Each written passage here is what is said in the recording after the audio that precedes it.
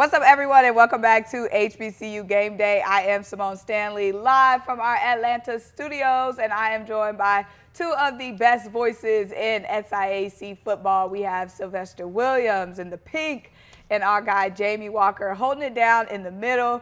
You already see Jamie Walker, you know, the leg, it's not 100%, but you know, his passion for football is always full strength. So he came and blessed us today. Appreciate you fellas for being here. Appreciate you having us. Of course.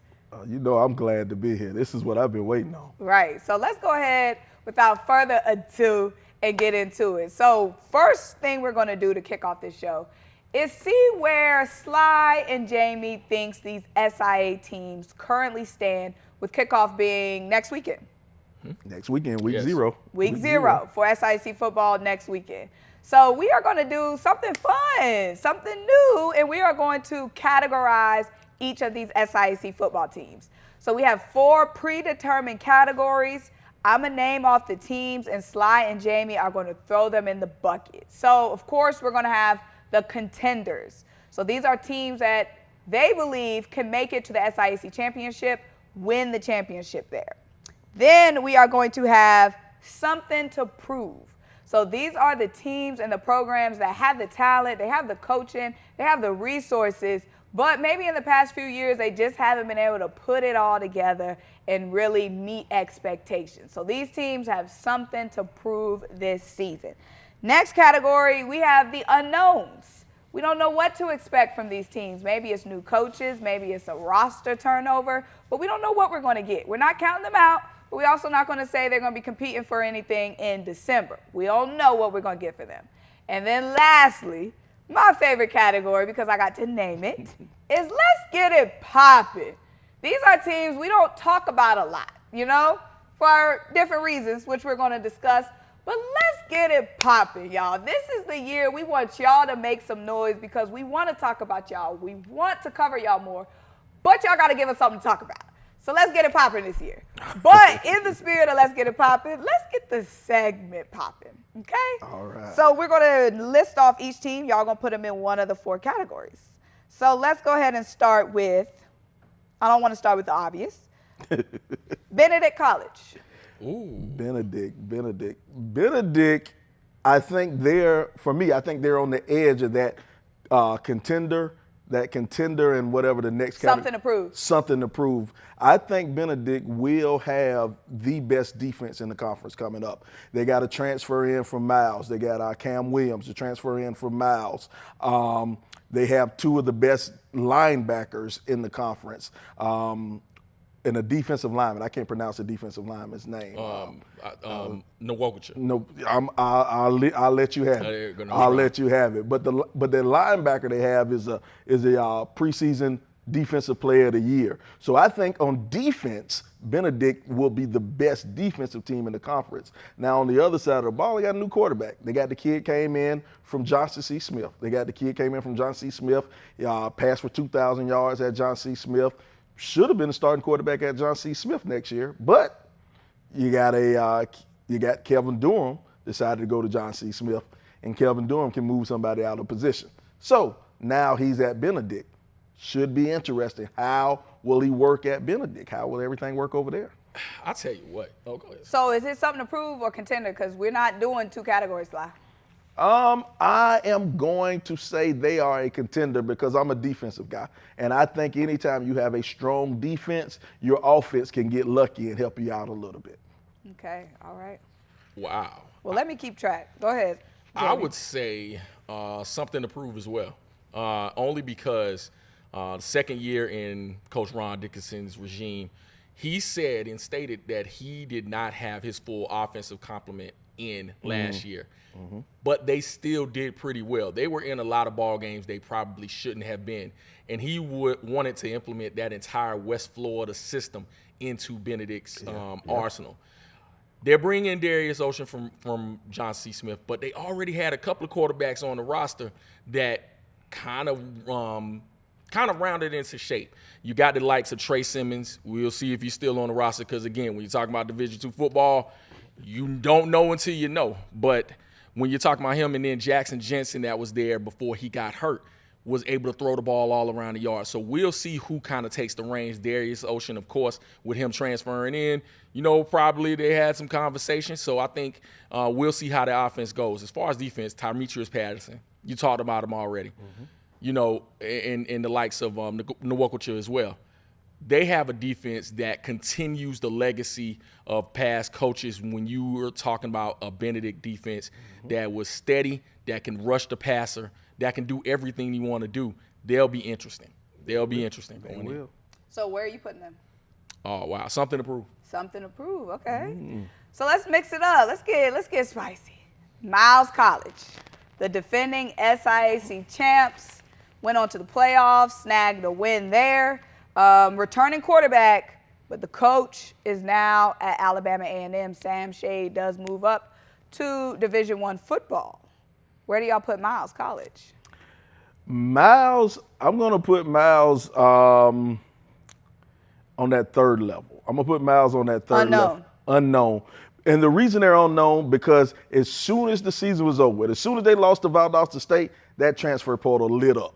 I'm talking about everybody took the first thing smoking out of Fairfield, Alabama, and went somewhere else. Now, they surprised me that Ivy came back. They also have Leatherwood, the running back, coming back. Leatherwood was a punishing runner. I think he averaged out 5 yards a carry every time he touched the ball. But here's the thing. You lost your offensive line. That great defense that Miles had, they're all gone. Everybody's gone on that defense. So what are they going to do? Plus, they have a new coach. They got a new coach, Coach Good. Now, I don't know much about Coach Good, but everything I've heard about him, I've heard he's been involved in football in the Alabama area for a long time. I heard he's trained a lot of these kids as a prep coach, but he doesn't have that college coaching experience. He doesn't have that college pedigree right there. So what's he going to do with a brand new program with a bunch of brand new kids? So I got Miles, that unknown. I have no idea about Miles. I got to echo those same sentiments. A lot of them went to normal Alabama. So when you're talking about just who you have left, again, we talked about it kind of in pre-show. When you have a quarterback, when you have a quality signal caller that did well for you last year, you have really good footing, especially when you compare those to other teams that don't have that signal caller. But that defense, that offensive line, when you have those other ancillary parts, you just really don't know. And, Miles kind of went with the same pattern. Coach Sam Shade, former Pinson Valley high school coach that moved up in the ranks. So someone that has kind of the pulse of the area. Coach Good is in the same mode. So when you talk about that and his experience in the NFL level, I think Miles has a formula of what type of people they want to bring in. So I think maybe better than expected, but we have no clue what this team is going to be. No clue overall of what they're going to be. A lot of parts there. They've gotten some coaches that have been in the conference for a long time. So I think in that regard, they'll still continue to be successful. But remember, even in the first year of Coach Shade's regime, they got boat raced in a whole lot of things. So I don't know if that'll happen to this squad because a lot of parts are still, in certain, places, those pieces are still there, but they are relatively unknowns. Okay. Yeah, Miles is going to have to learn some hard lessons this year. They're going to get some hard lessons taught to him this year. What about Central State University? They play football up there in Ohio. Central State. They're another program with a late start. They hired their coach. I want to say they hired their coach late February or something. I know they hired him after signing day. So anytime you get a coach, you hire him after signing day. He has to come in and set himself up, man. It's a tough road. It's a tough road to hoe. They lost Lanier, Jaleel Lanier. They lost him as a linebacker, all-conference, all-world linebacker. But they do have Mike White returning. Mike White has always been, I think for the past 3 years, he's been one of the presence on the defensive line and always been, I think, one of the top 4 defensive linemen in the SIAC for the last 4 years. Now, I don't know what Central State has, but I do want to give credit to Central State's SID and their media team, their Instagram team, whatever, because they put out a lot of stuff. They put out a lot of clips. They put out a lot of stuff, but that don't mean they can play. So I don't know. But so petty, man. They're earning their money. That SID staff over there, they're earning their money over there. But whether or not they're gonna be any good up there in Ohio, I don't really see it happening. So let's get it popping. I'm gonna put them to let's get it popping. But the media team already got it popping. The media team is contenders. The media team, absolutely. The media team does have it popping. I'm gonna go unknown. So you put them above let's get it popping. Wow. You made an excellent point just then. So I'm going to backtrack. Let's get it popping. Because other than Dominic Davis, who is one of their linebackers, one of the ones came to media day, Coach Carter's message, quite honestly, was we don't know what we have yet. I think he said between 45 and 50 new kids coming out. So that's why that started off with the category unknown, because it is literally we don't know who's playing for him. When you lose the likes of Kendall Boney and that offense, they sputtered last year. It wasn't one of those teams that could really score with people, but they always had the likes of Jaleel Lenore, like you said before. They always had hard-hitting defenders and being able to play defense, but they could never sustain drives enough to maintain games, and that's where the game was always lost with his squad. So, Coach Carter coming in with that NFL pedigree from the Denver Broncos, bringing in high, known former NFL players coming in the coach, the likes of Santonio Holmes and others that will give instant credibility as far as name recognition, but I'm not sure exactly when you're bringing in that many new crop of kids, what they'll be. So let's get it popping. Let's see what happens with Central State. I like it. Okay. So let's go ahead and flip it to the top of the predicted order to finish for the SIAC. Albany State University. Albany State is loaded coming back. Albany State has, I want to say 46 players coming back, maybe more, maybe a little bit less. But that's kind of unheard of in today's football. In today's football, to have that many people coming back is kind of unheard of. So big shout out to Albany State and what they're going to have. And Quinn Gray, Coach Quinn Gray down there. Now is the time for the kids down in Albany. Yeah. I might be saying it. I know they get on me. You're saying it wrong. It's Albany, No, Albany you State. gotta go down there and check. They get on you. So they're telling you it's Albany? They say it's Albany. They told y'all this? Yes. They said it. Yes. They said, somebody let us know. Because they always tell me it's Albany. Well, Not like New York, not like the city, Albany, but Albany. Y'all trying to get somebody in trouble. I'm not, I promise. But here it is. I think they may be one of the most talented offenses in the conference. You got Isaiah Knowles. Isaiah Knowles, all-world quarterback. He's coming back. One of the most efficient quarterbacks that we've had in the conference for a long time, and also just a great arm. Running back, you got 10. I can't say this guy. I think Tion White. Mm-hmm. I can't say the guy's name. Pardon me, I'm old. Charge it to the head, not the heart. Charge it to the head, not the heart. But he's a great running back. He's a really good running back. And I really think this isn't the Albany State of old, those old Albany State teams. You mean Albany State? Those old Albany States. They're not those old Golden Ram teams. They're not those old Golden Ram teams. Who relied on a power offense and just run straight over it. Now they're kind of finesse team. They're going to throw the ball around. They're going to move it around. Talented receivers, Jamil Williams, Javon Johnson, have those guys throwing it around to each other. They're going to be good, and they're going to be explosive. They are going to put points on the scoreboard. Quinn Gray, he had something down there this year, and to be quite honest, he got to do something with it. He got to do something, because the people down there in Central Georgia or Lower Georgia, whatever you want to call it, they need some wins down there. They need. The last time they got close to glory, they got ran out of the stadium by Benedict. Yeah. So they need something to happen down there in Albany. So contender. Contender. And better get it done. Oh, absolutely contender. Sly kind of named all the pieces. You going first next time, Jamie. No, we working this out. I did my research. No, he did excellent. I think the likes of, and we're going to go past real quick, that what they called the dirty blue defense with Gabe Gardenia was the head coach is something that this team has been seeking to get back to. Quinn Gray, if you know the man and the pedigree and the coaches, offensive coaches he's been around, you know he wants to throw that thing all around. But I think in his first year, he learned that within this league, you're going to have to run the football effectively. And I think he kind of curtailed his and what he wants to do offensively to the personnel he has. Yeah. Those kids are experienced now, especially those that went to that championship game in his first year.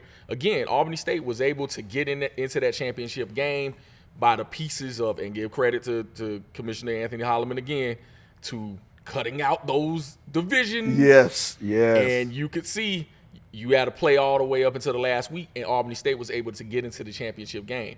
But this year, they are the hunted. And I think when you have that many starters returning, everyone knows it's your league to lose. Can they close is what I'm looking for. They are definitely contenders. I like it. All right. Let's get to Tuskegee, a team last year that had a losing record despite, having higher expectations. Where do they land this year? Wow. Ooh, if I'm going first. You're going first this time because apparently I talk too much. No, you're doing just fine, Sly. You're doing just fine. No, it's because every time we get to Jamie, he be like, well, Sly said it all. So I'm going to give him a chance. You know. We look at the notes, y'all. We got stuff all over the place. We're ready. We love the preparedness. When you're talking about returning starters, Johnny Morris at the running back position, that is a really good way to start what this team can be.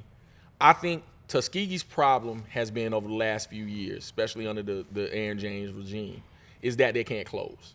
And being able to close or just sustain winning over an extended period of time. Because you've seen them start low and get high.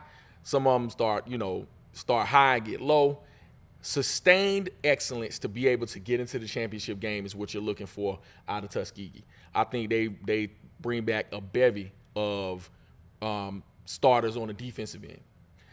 What's been unknown to me for them is who's going to be the quarterback. Oh, that's why I got circled. Because they always seem to have a different starter going into the year.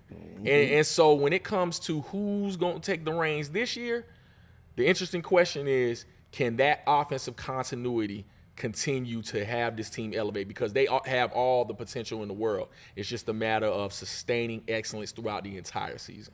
Boy, hey, you read my notes. Wait, you didn't put them in a category, though. Oh, contenders. Contenders. Ooh. Uh-oh. Go ahead. I don't have them in the contenders. Ooh. I don't have them in the contenders. I got them right below the contenders. Something to prove. And the reason I have them for something to prove is the quarterback. Who plays quarterback for Tuskegee? Nobody knows who's going to play quarterback for them. On defense, I like Michael King. Michael King's going to be, probably All-American again this year, at corner. But somebody needs to throw the ball at Tuskegee, and that's been Tuskegee's problem the past 2 years. The past 2 years, they have had, I think, each year 3 quarterbacks play the position. And anytime you have 3 quarterbacks, that means you don't have a quarterback. So now who's going to throw the ball for Tuskegee? And that's going to be our issue. And I'm looking at that schedule they play. They're going to start off Winston-Salem. That's going to be a tough one, but I think they might beat Winston-Salem. I think they'll beat them. Central State, we don't know what Central State has.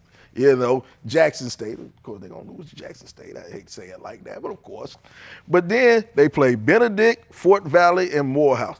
Benedict's going to go and take him behind the woodshed. I think Benedict's going to give it to him. Ooh. Fort Valley, Morehouse,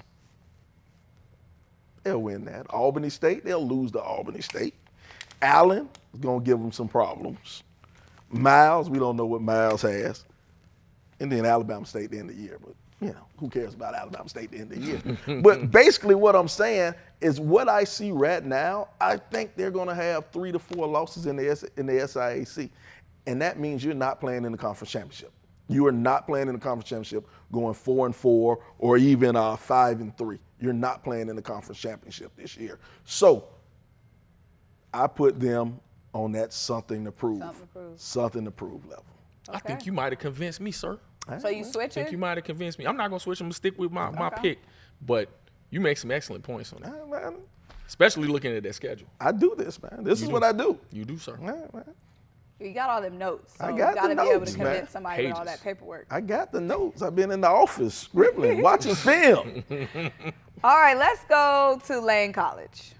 Think y'all can agree here where we're putting them. We're putting them in the pretender scale, the pretender stage. There's no pretender. The wannabe stage. Let's get it popping is the category. Okay, my bad. They need to get a whole lot popping over there in West Tennessee. They got to get a whole lot popping over there. I don't know. You got a new coach. Anytime you got a new coach, I don't expect you to win. He can come in and get it popping. Okay, all right. Hey, I could marry Holly Berry, but I'm not. My wife might have a problem with that. She may. But nah, I don't see Lane. If Lane, you want to see them get it popping. If Lane wins the game this year, they should celebrate that one. Jamie, you got something? They lost a whole lot. When you're talking about, first of all, their coach, but Stanley Connor comes in knowing what this conference is. Mm-hmm. So that gives some credence to what they'll do. But again, you got to have the Jimmies and Joes, and we don't know who that is right now for this team. They're relative unknowns at the quarterback position, at just those key spots to even galvanize and get this thing started. So at Media Day, Malik Williams and Jeremiah Marlborough were their experienced players. But again, when you're implementing certain things, and I think Coach Connor even said it at Media Day, we don't know. We don't know. We're trying to implement a program. He got a lot of buy-in, but we don't know. So, yeah. Let's get it popping? Yes, let's get it popping. Clark Atlanta. We already know you got a lot to say about them. Host of the Teddy Keaton Show. Clark Atlanta. Clark Atlanta is an interesting squad. You lose all-world quarterback David Wright. He's gone. You lose a lot of that defensive secondary. Matter of fact, all of the defensive secondary. So what do? How do you replace Clark Atlanta? Well, they go and get a quarterback, Zay McDonald. They get him from Jackson State. Get him from Jackson State. He was the backup at Jackson State. Now, how good are you if you're the backup? If you're not the starter, you're maybe not that good. But he did play in the Celebration Bowl, did well in the Celebration Bowl. Now he's going to come to Clark Atlanta. Can he fill in for David Wright? Those are big shoes to fill in. Now, all around him, he has a lot of talent. Amani Harris is coming back at receiver. Ronnie West is coming back at receiver. He has all his running backs coming back. His offensive line has gotten huge. He's got some big boys on the offensive line. But what do we do at this quarterback spot? Is Zay any good? Is he any good? We're going to find out if he's any good, and we're going to find out real quick. Week 0, they play Valdosta State, defending national runner-up, perennial powerhouse Valdosta State. We find out quick, fast, and in a hurry what Clark Atlanta has. And Clark Atlanta's Achilles heel is not even the quarterback. It's that defensive secondary. They lost everything in the defensive secondary, and they're going to have some young people out there. And anytime you have young kids out there, it gets kind of risky. Mm-hmm. You don't know. This ain't high school no more. Oh. So where are you putting them? Oh, they're a contender. Okay. They're a contender. But are they going to win it? Mm-hmm. Thoughts? Oh, wow. I mean, clearly, they're a contender. And we're going to charge the head, and not the heart again. Zay McDonald. Yeah. Zay McDonald. Zay. I said yes. Zay? Yes. I said, okay. Zay. Yeah. So I'm not trusting you with Albany or whatever you said. No, that's true. Albany You just got to hang out there. You got to hang out. They're serious about that Albany. Yes. Okay. Absolutely. But Zay McDonald coming up said at Media Day that he wanted to prove to the world that he is a passer. Okay. People think he's just a runner. And I think what he brings to Clark Atlanta is the ability to not turn the ball over by interception. When you're looking at certain things, and David Wright was all-world, absolutely, and made that offense go. It was a quality signal call over the time he was in the SIAC at two schools. But when it comes to improvement, a lot of improvement that Coach Keaton always talked about when it came to Mr. Wright was making sure he didn't turn the ball over. I think Zy McDonald brings the element of running, even though he wants to be a pocket passer. And I think if you look at some of the footage from Jackson State of Zy McDonald, he is a very capable passer. But along with that, he keeps the chains moving with his running ability. I think that instantly improves the defense of Clark Atlanta. Because now, instead of turning the ball over and you right back on the field, you can sustain drives, keep the clock moving, score your points, but also have your defense fresh. So when it comes to what Coach Cole is able to do defensively for that Clark Atlanta squad, I think Zy McDonald improves the defense instantly with his ability to sustain drives. Also, the running back room is loaded. You know, you got the likes of Trayvon Pender and company. If you looked at some of the recruiting for Clark Atlanta, look no further than Grayson High School. I'm going to let y'all go check that out. But that is coming to Clark Atlanta. Coach Keaton has been able to galvanize Metro Atlanta. Someone has been, or people that have been around the SIAC in this town has been begging for a contender so you could come get this talent in this area. And I think you have a coach that finally has tapped into that market, and you're seeing some of the results. So I think Clark Atlanta is absolutely a contender. I like it. Well, let's stay in Metro Atlanta then. Best behaviors, best behaviors. Oh, boy. Let's stay in the city, the 404, Morehouse College. Morehouse is an interesting dilemma. Everybody knows I love Morehouse. I love going over there, calling games at Morehouse, man. I do a lot with the basketball team. And I give Morehouse football team a lot of static. I give them a lot of grief. But I'm going to change my tone a little bit this year. Wow. Last year, I came out on this show and said, if Morehouse played Spelman, I'm giving Morehouse 6.5. I'm taking that back. I'm taking it back this year. The Fighting Maroon Tigers, if they play Spelman, it's an even matchup. That was what? Me and Jamie are trying to what? Be professional, have couth, keep it cute, you know? But I'm going to shock you about Morehouse. And what? Sly trying to get us beat up or something. Listen, what Coach Terrence Mathis is going to do over there this year, going to surprise some people. I have Morehouse winning 3 games in the SIAC this year.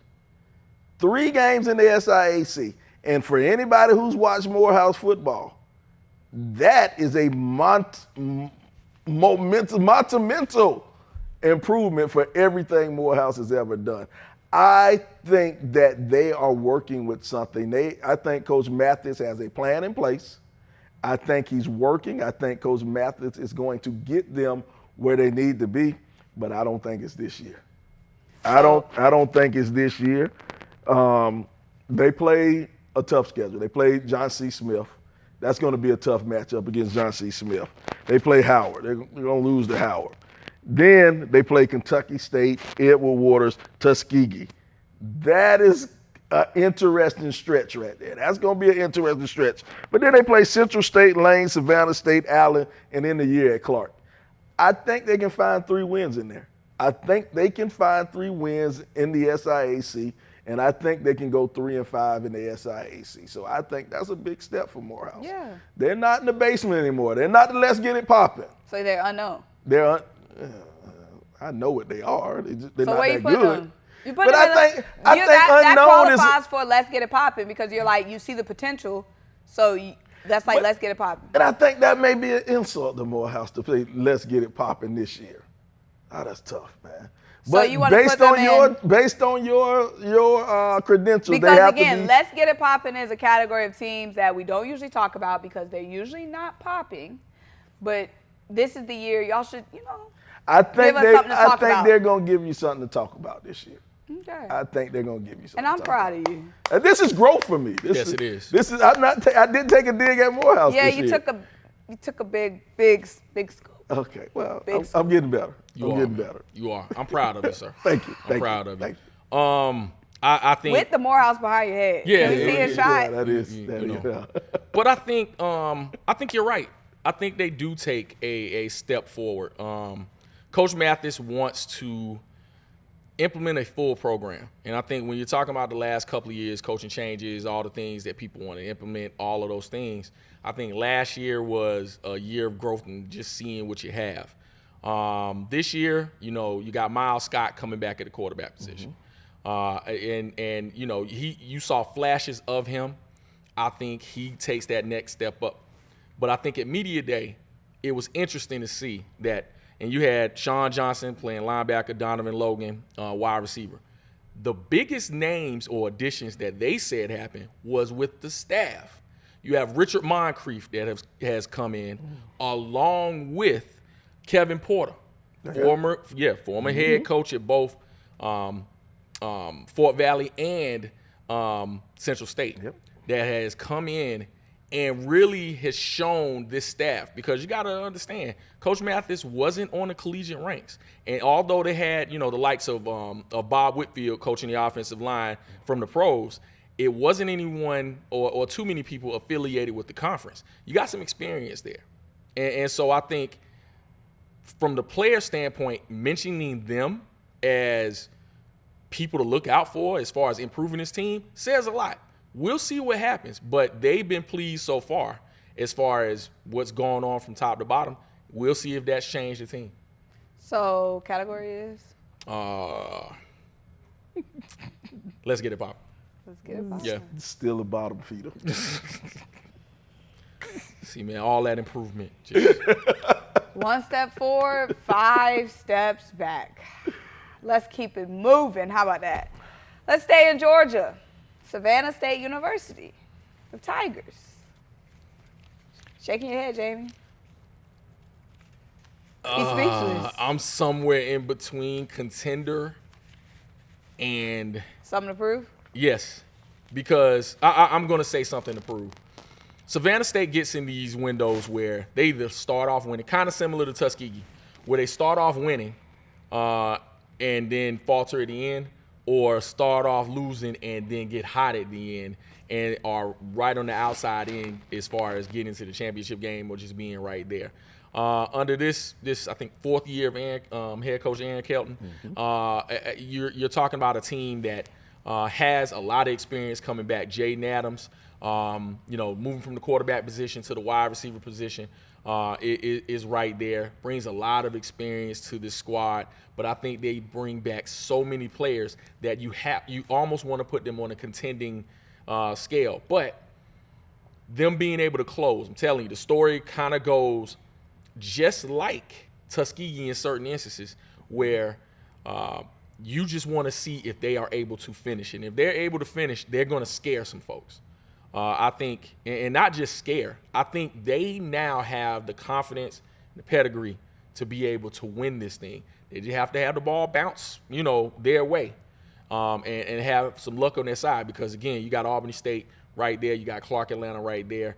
They're in that 3rd to 4th, ranking team. So if they can make that happen, I think you'll see them get to great heights this season. So something to prove. 3rd yes. to 4th. 3rd, that's big time. 3rd or 4th, yes. Ooh. Yes, I think they are just that capable. That's big time. Well, I went down Savannah State's roster, their preseason roster, which really doesn't mean a lot, but I went down their preseason roster, and I think they had 7 quarterbacks on the roster. So, and I think they have 3 of them that are actually competing for the starting job. And I'm a firm believer, anytime you have 3 quarterbacks, that means you don't have a quarterback.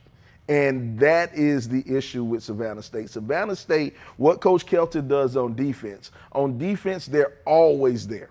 They always have a really good defense, but their offense can't figure anything out. Now, Jaden Adams was the quarterback past couple of years. He got hurt last year, but they decided he's such a great athlete, we're going to move him out to receiver. That's great. I think he may be a better receiver than a quarterback. He couldn't throw the ball, so maybe he can catch it. You know, he's fast, but the problem is who's going to throw him the ball? He has a problem. Who's going to throw him the ball? And that is Savannah State's issue. I truly believe they wasted a good receiver, Brent Carr. Brent Carr was a really good receiver. He just didn't have anybody to throw him the ball. So now that's Savannah State's issue. Savannah State's issue is, can we find a quarterback? If they have a quarterback, if they have somebody who can guide that team or at least keep the train on the tracks, Savannah State might be in that 4-5 range, 4-5 in the conference range. That's what I think they could be. So what category? The one right below contender. We done did these categories a million times. You're the host. I'm just giving you a reason to talk. I want you to shine so you can say the category. Something to prove. Something and y'all to prove. let us know in the comments. Do y'all think he's just doing that so I can remind, or y'all think he really forget? I think he really forget these categories. I did so much studying on the notes. Because all he wanted was bottom feeders. Yeah, I really I wanted one of the to make that a category. I wanted that to be a category. So something to prove. Okay. Now let's move on. Did we talk about Fort Valley? We did not. We did not. Go ahead. For good reason. I don't know what's at Fort Valley. I have no idea who's playing at Fort Valley. Fort Valley, if I can go and check my notes on Fort Valley, hey, I don't have any notes for Fort Valley. Let's see. Hey, right here. I barely got any notes for Fort Valley on here. It's not much for Fort Valley. Fort Valley has a new head coach, Coach Watson. Coach Watson got in there late. He got in there real late. They lost a lot. They lost the starting quarterback, lost all-world running back is gone. Brandon Marshall, he's out of here. Kelvin Dorms at John C. Smith. John C. Smith. So when you lose that many good players, what do you actually have left? And here's another reason I don't believe in Fort Valley. Fort Valley had walk-on tryouts in August. If you're still having walk-on tryouts a couple of weeks before the season, that means you got some problems somewhere. I mean, you're inviting people to the team, you got some problems somewhere. So I don't know what Fort Valley has. And here's the thing. They will have 7 games on ESPN, HBCU Go, and Urban Edge Network this year. So we'll see what they got going on. Oh, we're going to see some butt cuttings on national TV. So you're putting them unknown. I'm putting them, let's get it popping. I'm the mighty Fort Valley State Wildcats are down to let's get it popping. And see, I do know the categories. So you're putting them in let's get it popping. I feel like that's unknown. No. I feel like I had to point out my shoes. Oh, God. Because I was trying not to cross my legs so we wouldn't see the sock shoe combo, but it was getting uncomfortable. Nobody's thinking about your shoes. Oh, nobody was? You was, Sly? But I didn't want to bring it up on But national TV. I brought it up because it was just awkward because I showed it. I didn't want to bring it up. Anyways, I feel like that's unknown because like you said, we don't know what they have. No, I know they're not going to be good. Okay, so let's get it popping. That makes sense. Oh, wow. First shouts to... What if those walk-on is like a future SIAC Hall of Famers? Yeah, okay. Yes, it could be. Okay.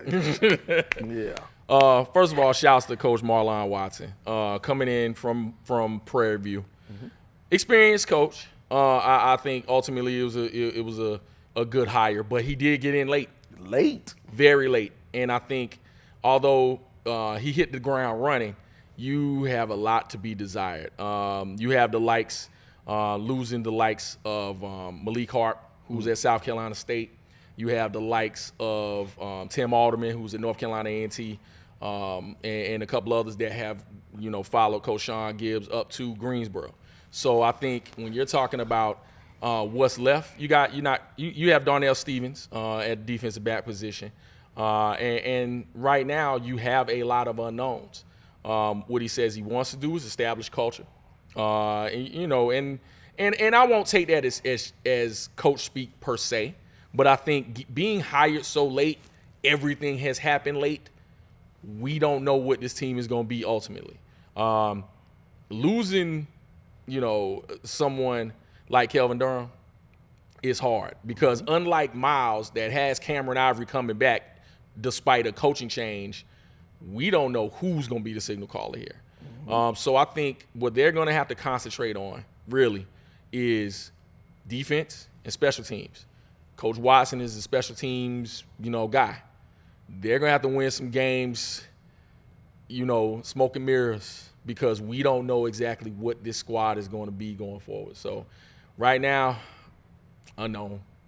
I'll keep it an unknown category. The best thing they have going for them, the best thing Fort Valley has going for them, they get to play Lane and Central State. So the schedule. So they'll get 2 wins. Maybe 1.5. We said the over and under at 1.5. All right, let's discuss Edward Waters University. A lot of changes, a lot of unknown, but where are we putting them? Edward Waters, before the season started, at Media Day, I had Edward Waters as a contender. Yeah. I had him as a contender at Media Day. Coach left a week after Media Day. So then I had him on maybe that level right below contender. But then I realized what coach they got. They got a 4-time MEAC championship coach who was already the offensive coordinator there. They went and got Dooley came in from the SWAC to be an offensive coach there too. They already had the talent in place. They had a bunch of talent in place, kids returning, and they're playing a weaker schedule. See, a lot of this stuff comes down to who you're playing also. Even if you aren't that good, if your schedule isn't that good, a lot of stuff can fall in place. So right now, Edward Waters is having a lot of things fall in place. They have a weaker schedule. They have continuity. Even though their coach left, they have the offensive coordinator who is a championship-winning coach coaching them now as the head coach. They also has a president. Dr. Faison, he wants to win. When you have somebody up top who wants the athletic program to succeed, that goes a long way. They upgrade the locker room or something like that. They're doing upgrades all over the school. So right now, I think Edward Waters wants to win, and I think they have some things put in place for them to win. And once again, they have the weakest schedule. They play Morehouse, Kentucky State, Central State, Allen, and Miles. Pretty favorable. That's a favorable schedule. Yeah. Favorable schedule. So I'm going to put Edward Waters, the Fighting AMEs, I'm going to put him right there as a contender. Ooh. Contender. Okay. Wasn't expecting that one. Me? We had the likes of Brady Tillman coming back at the running back position. And if you understand Coach Brian Jenkins, interim head coach, and just what he's done over his career, I think you don't have much fall off. Now, continuity, and when you have a different voice, you got to get accustomed to doing that. But that voice was already there. So it won't take long to galvanize. It'll be different, but it shouldn't be hard. Edward Waters has always had talent. It was just a matter of putting that together and having the dominoes fall just right with them. They've always been athletic. I think the last season that they were really good and really in contention was when they had a quality quarterback, the likes of Jaron Russell a few years ago. Yeah. So if that is in place to be able to do what Coach Jenkins and Coach Eric Dooley wants to do, because I'm looking to see how that meshes, looking to see how that goes, because Coach Eric Dooley has coached a long time. We've seen some great offenses. We've seen some not so great offenses. So I'll be curious to see what that looks like. But if Edward Waters can use their athleticism to be able to control the line of scrimmage, but also outrun people and get into that flow of the speed like I always wanted them to be, because you could see the potential. They just looked the part on the football field. If that can happen, they can contend, but I'm going to give them a step back. Something to prove. Okay. Something to prove. Interesting. Yeah, I like how we have a few different takes. Now let's talk about Island University. The other AME university. AME? AME, African Methodist Episcopal Church. That's who runs the school. Okay. Yes. That's who I runs. thought this was like one of your made-up acronyms. I was kind of scared to ask. Well, we can tell who's the heathen. we know who's the heathen on the show. Well, it's Sunday. Hey, see? Y'all got me here instead of at church or something. Coach Pearl over there, his second year at Allen. I think Allen is going to make a big step up this year. I think Allen will be a team that will shock a lot of teams this year. I think they'll shock a lot of teams. They have Dismukes, I hope I'm saying that name right. They have Dismukes, the quarterback, coming back, and they have Nanders Lawrence, a wide receiver. That's a nice little 1-2 combination those two have. They have both of them coming back. And also, Coach Pearl is an offensive line coach. That's he's the head coach, but that's where he earned his bones as an offensive line coach. So you know that the offensive line is going to be improved. You know they're going to be good. You know they're going to be sound and they're going to be better. So I think on offense, Allen is going to put some points on the board. I think there'll be a well-oiled machine on offense. Defense, I don't really know what they have on defense. I'm not sure what they got down there off of Taylor Street. I don't know what's going to happen with them on defense. But I do think they're going to shock one or two people. Now the question is, how do they finish up? They actually play a very tough schedule. They play a very tough schedule. They have to play Livingstone. They play Morehead State, 1AA school. They play Clark, Albany. They play the Battle of Taylor Street right there at Benedict, Savannah State, Edward Waters. They play a tough schedule. Tuskegee, tough schedule. They do play Morehouse. That's a toss-up. So petty, bro. So petty. It's a toss-up. You didn't put a category, though. The second category. Something to prove. Something to prove. Jamie, where you put Allen? You know, Allen lost a lot of close games last year as well. And I think Jameer Dismukes at the quarterback position coming into his sophomore year is looking to elevate what he does. I think him and Nanders absolutely have a great combination. Ja'Shawn Smalls comes back at the linebacker position. That's one of those players on defense, and they are kind of unknown because Dismukes really led this squad both with his arm and his legs. You know, he did what he could as far as keeping the chains moving and things of that nature. But what they have to do is close. And I know I'm kind of repeating the same thing, but there are a few teams that have been in games with other squads that have given it up in the end because of youth or just, a mistake here or there. But Allen is right there within the thick of things when you're talking about other squads that are right around the cusp of being a contender. I think they do have something to prove because I think they're a little better than I actually called the game last year between them and Benedict, and I can tell you they were in that game and almost had it won. But I think the youth is what lost them that at the end. So I think when it comes to what this squad is, that experience and those experiences they took from last year, I think if they can kind of turn that around, you'll see them be within the middle of the pack. I think we only have one more team. Kentucky State. The Thoroughbreds. The Thoroughbreds. The Stallions. The Thoroughbreds. Now, interesting take. I think I like Coach Huggins up there in that air raid offense. You know, this will be his third year getting that air raid offense, trying to put it in. But here's the thing about the air raid offense. You need a quarterback. You need a quarterback to run that air raid offense. They got the young kid, Denham Johnson. Denham Johnson was a spark plug. You know, I did a couple of Kentucky State games throughout the years. Matter of fact, I had his first breakout game when they played Allen. He had a breakout game against Allen, and he bust open a 50-yard touchdown run and did a lot of nice things against them. But the thing is, they also brought in another quarterback. They brought in a young guy, Torrance Bardell. I hope I'm saying that right, Torrance Bardell. So I don't know who's going to be the starting quarterback up there. Torrance Bardell, he was on the Black College Coaches Player to Watch list as a quarterback. Denham Johnson is the starting quarterback. How does that work out?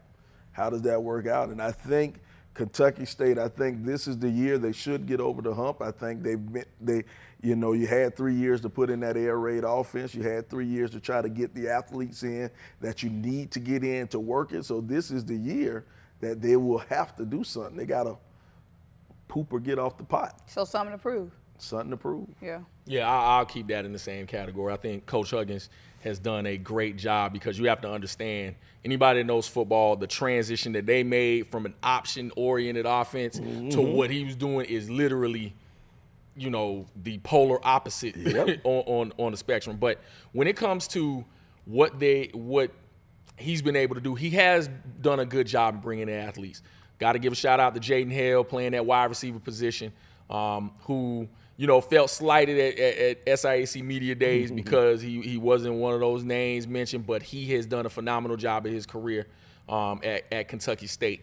Navy Curry, who played some quarterback as well, is now switching to DB. I think he did some of that last year. He was also one of those spark plugs that kind of gave this air raid offense, a boost. A great athlete, but it just goes to what Coach Huggins wants to do when it comes to everyone playing their role and everyone buying into what he is. If you look at Coach Huggins, he recruits because he's from, I think, the Baton Rouge area. He recruits that area heavily. Oh, okay. And so if you look at his camps and things of that nature, he's brought in players from New Orleans, Baton Rouge area to come into Kentucky State. And I think he's done a good job of implementing athletes, not just at that area, but implementing athletes in general to kind of get this offense off the ground and just have athletes on defense. If you look at the games he's been in, that they've lost, last year against Virginia Union wasn't their finest hour at all. But when you look at the way they've improved throughout the season, I think with the experienced players that they have coming back, they could shock some people. They could absolutely shock some people. All right, go ahead. One thing, though, I do like about Kentucky State, their two hardest games of the year. Well, two hardest SIAC games of the year. They're going to play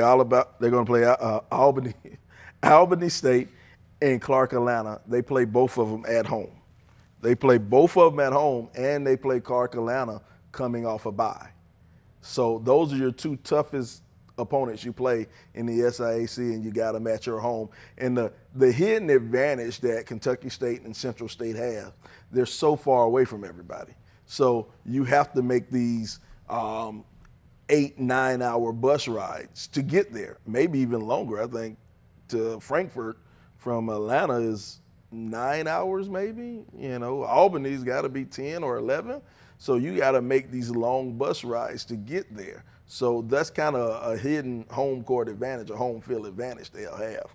So, I think Kentucky State's going to shock some people this year. They should. I like it. Something to prove. So this was a great segment. Let's go ahead and recap where y'all have everyone standing, and then we'll get into your actual rankings, preseason predictions on week. Because why are you looking at me like that, Sly? I'm just looking. I don't know what you're talking about. So let's start with where Sly has everyone standing. So the contenders for Sly, the teams that Sly believes could win an SIAC championship: Benedict, Albany State, Clark Atlanta, and Edward Waters. Then the something to prove category for Sly: teams with some expectations, they need to execute, they need to finally get it all together: Tuskegee, Savannah State, Allen, and Kentucky State. The unknowns. He only has one unknown, and that's Miles College right now. The Let's Get It Poppin' teams. These are the teams that we don't get to talk about a lot on HBCU Gameday because they're bottom feeders. They don't usually give us a lot to discuss. So this is the year y'all should get it poppin'. For Sly, it's Central State, Lane, Morehouse, and Fort Valley. Now for Jamie, we have a few differences between you and Sly, but a lot the same. Jamie's contenders: Albany State, Tuskegee, and Clark. He only has 3 contenders versus 4 for Sly. And then, am I missing one? No, Sly had 5 contenders. And Jamie had 3. Okay. Sly giving a lot of people some credit. The something to prove for Jamie is Benedict, Savannah State, Allen, and Kentucky State. The unknowns: Miles and Fort Valley. And then the same teams he wants to see get it popping: Central State, Lane, and Morehouse. Well, looks good. Sounds good to me. So let's see where y'all have your predictions, your preseason predictions. We have their preseason rankings. So, Sly going, of course, Sly going Clark Atlanta number 1. Why gotta be of course, man? I act like I'm a homer or something. No. So 1 and 2, pretty much the same. Albany State, Clark Atlanta. Jamie has Albany on top. Sly has Clark Atlanta on top. Tuskegee, again, we talked about it. Jamie thinks Tuskegee is a contender this year, so he has them coming in at number 3. Savannah State coming in at number 3 for Sly. Number 4, Savannah State for Jamie. Tuskegee, so not far off with these picks, a lot similar. I want to switch something. I do see a big difference. I need to switch Savannah State and Edward Waters. So I got that backwards. Jamie has Central State coming in last. Sly has Central State coming in at number 10, so 3 slots above the bottom. So that definitely jumps out. So Sly giving Central State I want to switch that. Who? I want to switch Central State and Morehouse. This is what you put in. But I listened to some good points today. Okay. I convinced myself. So you should have made this before, because you know what they see is this is what people are screenshotting. Well, we're gonna get our crack editor in there, and he's gonna switch this off. Our editor's we're gonna put an updated version. You should have waited until you heard each other's points to do that. Well, I don't listen to Jamie. See, there you go. I don't listen to Jamie. But yeah. All I want to switch is Savannah State and Edward Waters. Those 2 should be switched, and Morehouse and Central State should be switched. Okay, I like it. Well, we'll see what the people remember that you switched that, or if they took a screenshot of this beautiful graphic that you made before the show. So shout out to Sly for the graphics. Hey man, I'm getting better. But let me tell you something. You called me a homer. I didn't. Now, did I say that? I said, of course, he has Clark number 1. But I want to show you. I need to go through my notes and show you why I have, because I wrote this down just in case. Let's hear it. The reason I have Clark at 1, because I do believe Clark and Albany State are going to run through their schedule.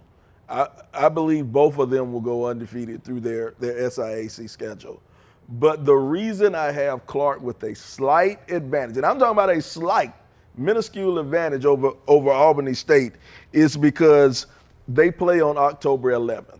On October the 4th, Clark has a bye week. Clark has a whole additional 7 days to rest, get healthy, and prepare for Albany State. They have a whole additional 7 days. Now, Albany, on the other hand, the week before they play Clark, they play Lane. So technically they have a bye week too. Man. They got a bye week too. But they still have to travel. They still have to travel to Lane and play. So they don't have a real bye week. They got half a bye week. But I think scheduling is why I'm going to put Clark over Albany, because they have that true bye week the week before they play Albany. You just couldn't get out here with that last drop of pettiness. Well, it got to be petty, man. Somebody got to do it, man. Somebody got to do it. But, baby, I'm doing it for motivation for Lane. Maybe I talk bad about them. I talk bad about Lane. They're going to come out and they're going to shock everybody, and Lane's going to go undefeated in the conference. The delusion is crazy. The gaslighting is nuts. Hey, you said gaslighting. Now you picking on Lane. Now you're being a meanie. That's a wrap for the 2025 SIAC Football Preview Show. All the talk has been talked at Media Day and here on HBCU Gameday. So the only thing that matters now is what happens in between them hashes. This is HBCU Gameday. I'm Symone Stanley for Jamie Walker and Sly the Sports Guy. We'll see y'all at the games. Send all tweets. Let me know. I respond. Get him. He does. Get him. He does.